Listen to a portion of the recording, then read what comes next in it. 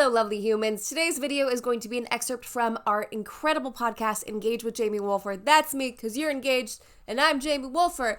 We're going to talk about how to delegate. Because delegating for your wedding day can seem super easy to some and can seem like the most absolutely overwhelming and daunting process for others. So if you are stuck in this rut of like, how on earth am I supposed to give people assignments, to help with my wedding day, then today's video is the perfect solution for you. If you have not gone over to check out Engage, we've literally had tens of thousands of you already go and download so many of these episodes. They're incredible, they're short, they're easy to listen to as you're getting ready, as you're driving to work. Sometimes these videos are great, right? Like we love it. Hello, we love YouTube. But every once in a while, just sitting down, plopping in your headphones and getting some other things done, like planning your actual wedding via podcast listening, can help as well. So if you have yet to check out Engage with me, Jamie Wolfer, I'm going to go ahead and link it right here. Wherever podcasts are played, go find me, hit the little subscribe button. Is it subscribe? I don't know. Follow, do the things, because we are releasing episodes every single week for you to take a listen to help you plan your wedding as flawlessly as possible. I'm here for you. You've got this, but you're here to figure out how to delegate. So without further ado, let's just jump right on into it. What on earth are you supposed to do with this wedding party?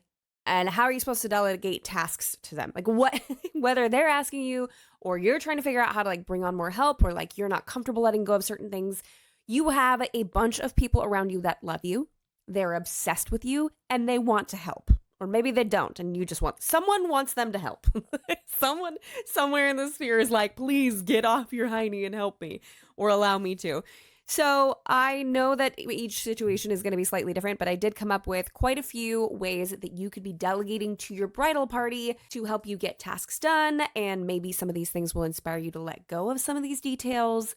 Wherever you land on this scale in general, I know it's really overwhelming to be like, yeah, sure, just take this baby of mine, also known as my wedding, and handle stuff. Or please, someone hold the baby. I think I've done enough describing the context of this situation. But what are things that you can effectively pass off to your wedding party? 3 kind of categories that these fall into, and that's basic, group activities, and specialized activities. And within those 2 categories, they could also be extra categorized by get it done before the wedding and then on the day of the wedding. So when we're starting with the basics category, this tends to be like what you would most typically see a wedding party being involved in. And those are things like bachelor, bachelorette weekend, party, event, etc. This tends to not be planned by the couple themselves. Sometimes people want to do that, more power to them.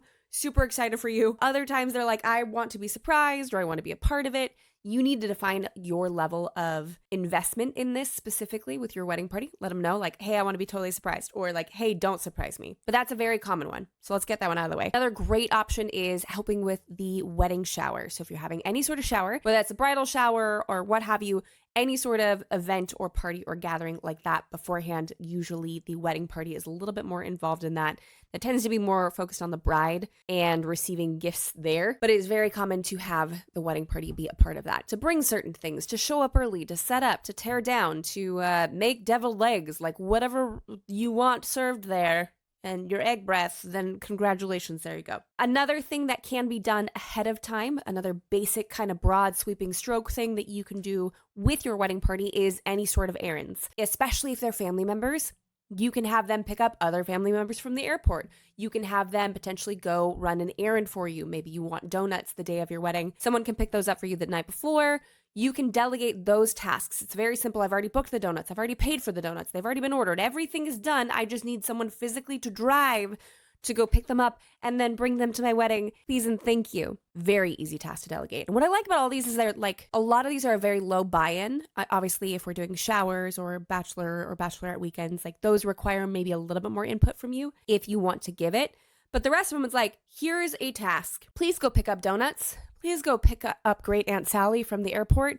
Just someone outside of me, because I am one person and I can't leave. I can't physically drive to all these locations. I can't go there. That's all the stuff before the day of. Now, on the actual day, you can be a lot more strategic about what you delegate, but you also need to be a lot more specific. And a lot of this comes from helping you to be on time and helping you to be organized. because we really don't need you focusing on picking up all of the makeup after the girls get ready, right? Like we don't need you focused on that when you're supposed to be getting ready yourself. That's a great thing to delegate to somebody else, tidying up the room that you're getting ready in, especially, and I do this with every single one of my clients. I'm like, hey, is the room that you're getting ready in also the room you're sleeping in that night, like of your wedding? And I would say a generous 50 to 75% of the time, if it is off location, it's a yes. It's like, oh yeah, that's the Airbnb we're staying in. Or, oh yeah, that's the hotel room that we're sleeping in that night. And I'm like, please make sure that someone makes sure that everyone else cleans up. Like, please, for the love of all that's holy, like, make sure that someone goes, hey, everybody, please pick up your stuff. So when you're done with one of the most beautiful but emotionally exhausting days of your life, in the best way possible, you're not coming back to NARS palettes on every horizontal surface in your getting ready room. And also your honeymoon suite. You're gonna wanna make sure someone has that. Another thing that you can add on there is someone to gather up your stuff. It can be really chaotic going from place to place, from getting ready location to ceremony location to maybe reception location if they're all different. Have someone prepared to gather your stuff up. Now, sometimes you might run into you get ready at the venue, so someone to maybe gather up your stuff, put all of your bags together. The amount of times that I've gone into a getting ready space to start kind of organizing stuff because it's time for the couple to go, right? And usually that falls on us as the planner or the coordinator to make sure their bags are physically in the vehicle. If you don't have a planner or coordinator, or they haven't communicated this to you, you will need to have someone get your overnight bag, your makeup bag, all of your products probably out of the venue. Most of the time they don't allow that kind of stuff to stay overnight. You'll need someone to grab that for you and put it in a car so you can leave with it. Don't be like me, where I didn't have an overnight bag.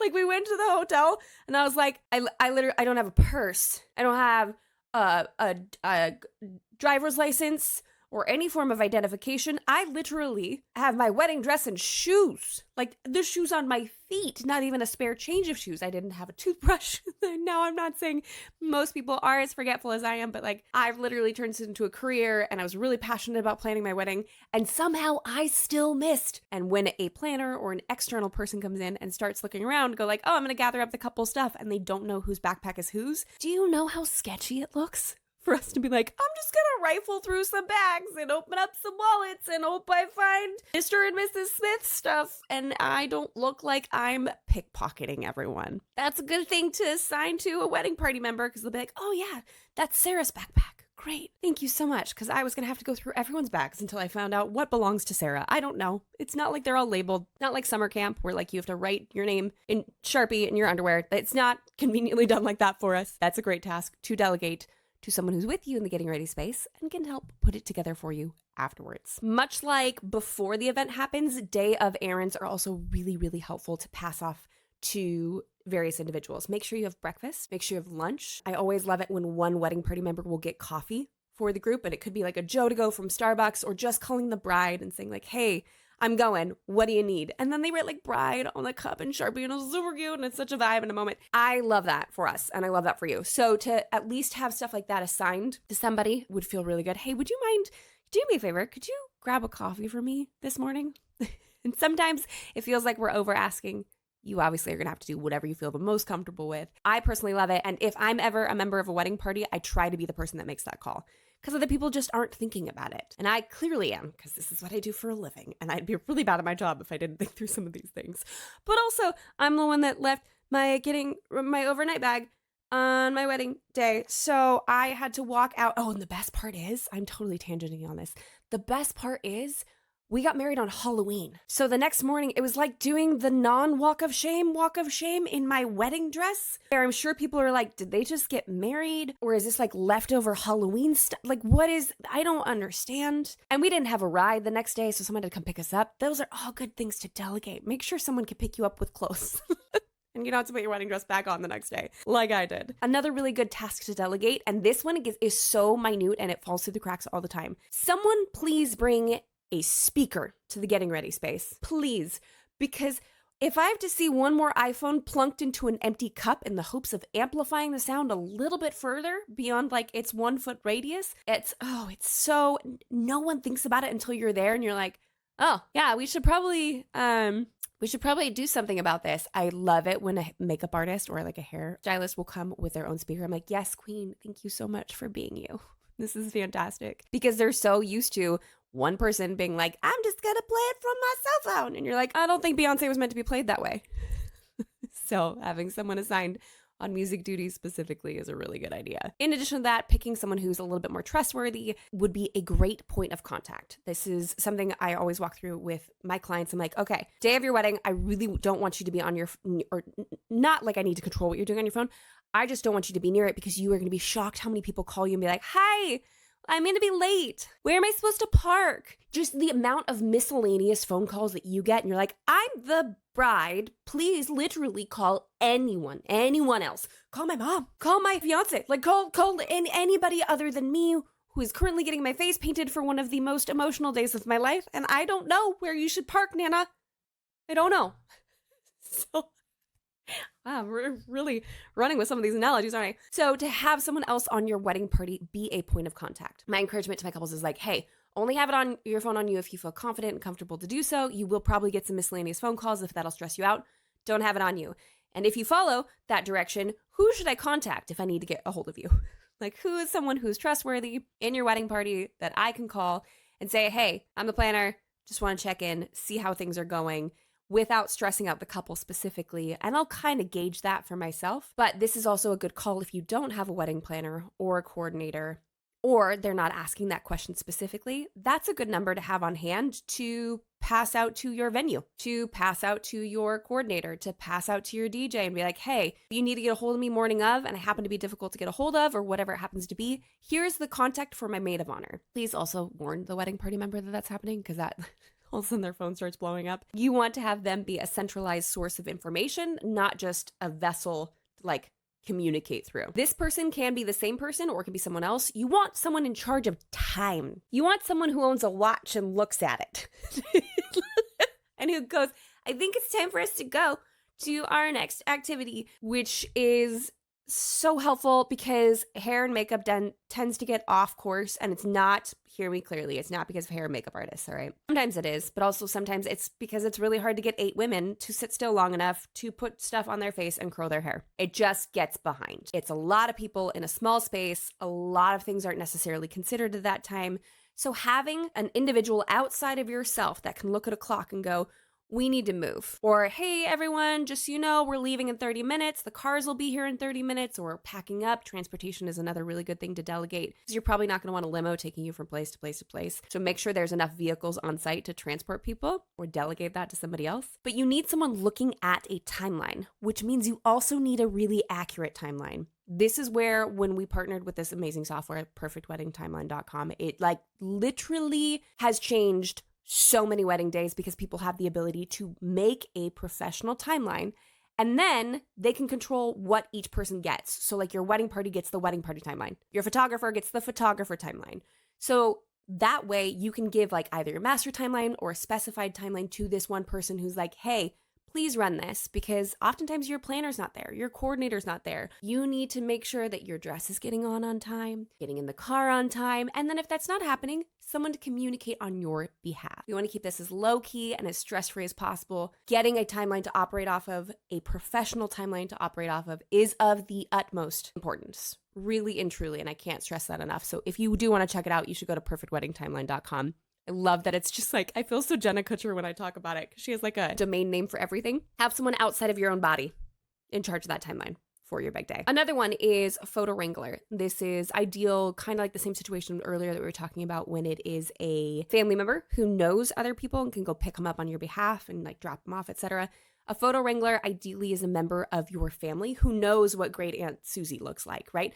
Who knows where Uncle Jim is probably going to be stuck at the bar. They know everyone. So when the photographer is holding this list of people and is like, Susie, is there a Susie in the house? And like can't find them, they don't know what their faces look like. So to have a member of your wedding party who knows what they look like, ideally related, so they don't have to like memorize their faces a la Devil Wears Prada style. Do you remember that? Where like the assistants had to memorize the faces of who's who. And Emily Blunt's character was sick, so she couldn't. So... pop culture. It's awesome. Those are all the basics. And you're like, Jamie, you just rattled on for 10 plus minutes about the basics. Yes, we want to focus on the hyper stress points, on the points where things tend to get lost in those details. Make sure someone's tidying up after you. Make sure someone knows where your stuff is. A great call for a maid of honor or someone who's close to you is to also have a makeup bag on hand if you want to make sure that your lips are touched up, that your hair's still looking good. Someone can run up to you and ask if you need flats. Like an emotional support human to be present throughout the day as well is really helpful. And then there's the emotional aspect, kind of in addition to all of the silly. And that's if there is a situation with a family member or a friend that is causing you anxiety, or you're aware that it may be an issue moving forward, you're going to want to have someone on hand to tap on to be like, hey, so you know that situation with like my cousins? Could you do me a favor and just like be aware, be present, just know that this could happen. Just be aware that like this is a stress point for me. So if and or when a flare up could potentially happen, you're there. And so often the person that you invite into that space to help you out with this is so thrilled. They're so thrilled. They're like, wow, absolutely. I would love to. What would you like me to do with that? Or they say, say less. I got it. I'll handle it. Don't worry about it. Just to alleviate any of those potential concerns. Now, the other two are pretty basic. We can get through them probably pretty quickly. The group ones, any sort of monotonous, repetitive activity that you can get done beforehand. An invitation stuffing party, a DIY centerpiece party. Now that's obviously probably going to be done like a handful of days in advance, maybe 2 days, maybe the day before. Requires a slightly higher skill set unless you don't care. Or unless you're just going to go back through and kind of like rejudge them anyways. So, of course, take everything with a grain of salt. If you're like, I don't have an artistic crew, there is no way I'm DIYing centerpieces with them, then clearly knock that off your list. But if you do have that, or you do have people, they're willing to help and you want them to help, they're there. See, signage could be a great one for that. And all of those are happening before the wedding day. Now, on the actual wedding day itself, a good group activity would be setup and tear down. Setup is where most people focus, and oftentimes it is the groomsmen. They're like, you're not doing anything to your face. You can go put roses in places. That tends to be what happens. Make sure there's a ringleader. In the same way that we need a photo wrangler, in the same way that we need a timeline manager, you're going to want to make sure that there's someone who knows how things are supposed to look. And it's not just like, roses are great over there. And it's like in the walkway or like not even on the venue's property. Making sure it's focused and intentional. And that could be you organizing things ahead of time, or it could be having a manager on site. But where we see a lot of things get overlooked would be in teardown specifically. That's okay. My family and friends will tear down. It's okay. No. Yeah, they'll be there. They'll just tear down. Did you ask them? Did you tell them? Do they know that this is an expectation? So many times I have run into this specifically with clients and been like, and this was more in the beginning when I didn't know to ask these questions specifically. I don't know. I keep saying specific, but specifically in the beginning where I've been like, hi, you're setting up the dessert table? And then the person just looks at me with wide eyes going, what? I'm sorry. I don't know. Who are you? What are you talking about? No, I have not been committed to set up a dessert table. Or my family and friends will stay. They'll tear down. They're great people. I'm like, I trust that they're great people. That is not even a question. I'm sure they're fantastic. Do they know this task has been assigned to them, and are they prepared to take it on? Teardown's huge. Teardown requires attention. Teardown requires a lot of bodies. It's not like it's a highly skilled labor, but a lot of bodies moving in a very short amount of time to make teardown happen is a big one. And probably, I think I have like a whole video on like the most overlooked part of your wedding day, and it's all about teardown. So clearly I've got thoughts on it. But if you're looking to delegate, that's it. Just make sure you hand it to somebody. And then lastly, this can be before your wedding or on the day of, and that's any sort of specialized services. So if you look up lists online, they say stuff like, you could have them make a cake topper or be your DJ, or they could paint things, or if they're good at it. It's not like you're just going to randomly pick your fiance's college roommate and hope that they're going to be effective at making signs or calligraphy. No, that's going to be a much more specialized sort of experience if this is something that this person is gifted at. For example, one of my best friends in the world is a cosmetologist. So she did my hair and makeup on my wedding day. God bless her. Saved me hundreds of dollars. I knew exactly what she was going to do. I was like, this is great. I love everything about this. It felt like such a relief to have that for me specifically. But that is a specialized gift that she has that we also cleared up before the big day happened. This can then translate over into, if you have a girlfriend that has great handwriting, you're like, can I please use you for this specifically? I think that would be, could you help me make my signs? Or someone who has an artistic eye who maybe it's just the two of you doing centerpieces. Or someone who's really, really gifted with, I was going to say time management, but that's day of. I mean, ideally you want someone who's gifted with time management for that day of stuff, those basics things we were talking about earlier. But if there are people that are offering to help, what it really boils down to, you guys, is you have to ask. Or if they offer, you have to take them up on it. Another question was, how do I let go of these things? How do I let go of control of wanting to make sure that this is coming out a specific way, of looking a specific way? How do I trust people, basically, is what that question sounds like. And I can't exactly tell you how to do that. I can't tell you how to trust these people, but what I can tell you is that you love them enough that you want them standing with you, and they love you enough to be offering and willing to help. How much of these details you want to control, you have to be able to ask, and you have to be able to let go of it. And there are certain things that, like, I didn't let go of, you guys, because I didn't want to. Okay? I'm not saying if you don't let go of them, you don't trust or love the people around you. Make no mistake. I walked through my ceremony space, or my reception space, before my ceremony started because I wanted to make sure the boys didn't screw it up. Does that mean I don't love them? No, I'm just being practical and realistic. It needed very little attention, which was great. But I needed to see with my own eyeballs that it was okay. If you sit down and think about each individual wedding party member, I guarantee you there's probably something that you could hand them. There's probably something that you could pass off. It does take emotional energy to plan it out ahead of time. We don't need to negate that. It does. You have to be very specific and clearly communicate what your needs and desires and expectations are, for sure. Hopefully that is a very easy list to operate off of to get you inspired for how you can get those around you to jump in and help out.